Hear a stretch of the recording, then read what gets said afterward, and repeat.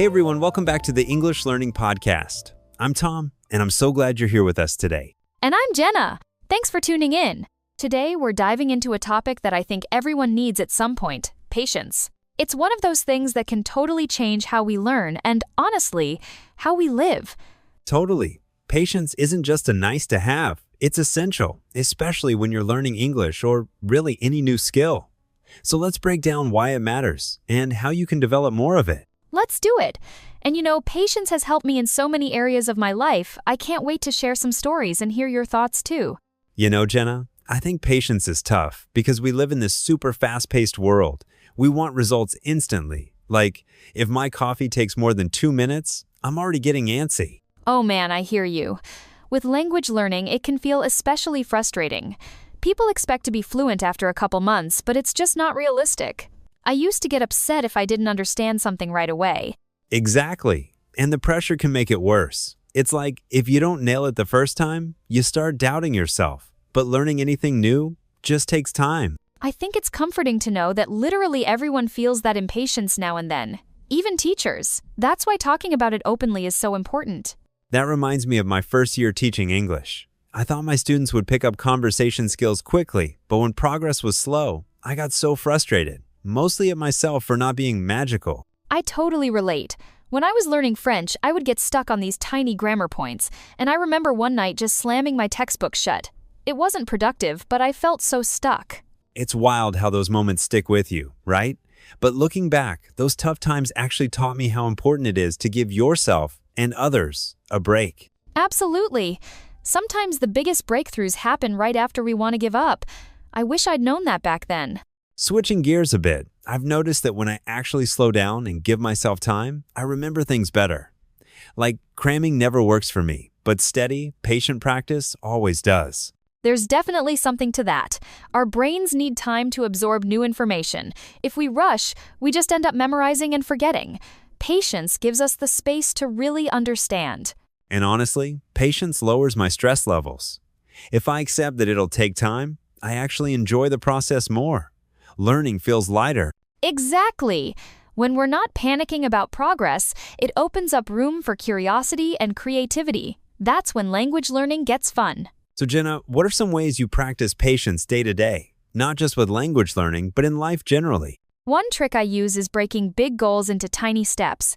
If I focus just on improving one thing a day, it feels way less overwhelming. Like, today I'll just learn 5 new words, not 50. That approach really works for me too. I also try to celebrate small wins, even saying, wow, I understood that sentence, can keep me motivated. And forgiving myself for mistakes. If I mess up, I remind myself it's part of the journey. No one gets it perfect on the first try. That actually makes me think about self-talk. I used to be my own harshest critic, but now I try to speak to myself more kindly. When I struggle, I say, it's okay, this is normal. I love that. It's amazing how much our mindset can shift when we treat ourselves like we'd treat a friend. Would you ever tell your friend to give up after one tough day? Of course not. Not at all. Sometimes I even write down encouraging notes to myself. It sounds cheesy, but it helps. Little reminders like that can be powerful, especially on days where progress feels invisible. Switching focus, I'm curious. Do you think patience plays a role in big life goals too? Not just learning? Definitely. I think of patience as the bridge between where you are and where you want to go. Whether it's a new job, a relationship, or moving to a new country, nothing meaningful happens overnight. That's so true. Some of the people I most admire are the ones who just kept showing up, even when results were slow. Consistency beats intensity, every time. Patience is really about believing the effort will pay off, even if you can't see the finish line yet. I think a lot of listeners probably struggle with setbacks. How do you personally handle those moments when it feels like all your progress disappears? Whenever that happens, I remind myself of past wins, even small ones. Like, hey, you used to not understand this at all, but now you sort of get it. It's easy to forget how far you've come. That's such a helpful perspective. Sometimes I even track my progress, just little notes in a journal. Looking back, it's clear that growth is happening, even when it's slow. And sharing your setbacks with others helps too. You realize you're not alone, and that can make a big difference. Funny enough, I used to think patience was just a trait you either had or didn't. But now I see it's more like a muscle. You can build it with practice. That's a great way to put it. For me, I have tiny reminders on my phone, just words like breathe or trust the process. They're little prompts to stay grounded when I'm tempted to rush. I do something similar with sticky notes. And honestly, just pausing for a moment when I get frustrated can shift my whole mood. Those micro habits add up. Over time, you notice you react differently in tough situations. One thing I've realized is patience isn't just for ourselves. When we're patient with others, friends, classmates, family, it creates a much more supportive environment. Completely agree. I remember when I was tutoring, my students made the most progress when they knew it was safe to make mistakes. That patience from both sides makes learning less scary. It builds trust, doesn't it? When people know you won't judge them for needing more time, they open up and try new things. We all need a little grace from others.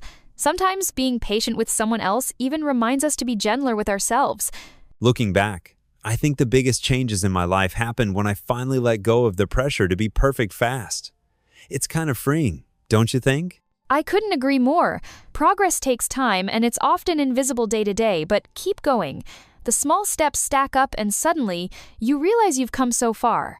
So for anyone listening who feels stuck or impatient, just remember, every bit of effort counts, even when the results aren't instant. And we're right here cheering you on. Everyone's learning journey is unique, but patience is the secret ingredient that helps us all move forward. Before we wrap up, thank you all so much for tuning in today. We hope this conversation about patience gave you some new insights and maybe a little encouragement to keep going. If you enjoyed this episode, don't forget to subscribe to the English Learning Podcast. We've got lots more tips, stories, and inspiration coming your way. And we'd love to hear from you. Share your own stories of patience, whether you're learning English or anything else. Leave us a comment. Thanks again for listening. Remember, patience isn't just about waiting, it's about trusting that every step you take matters. Until next time, keep learning and stay patient.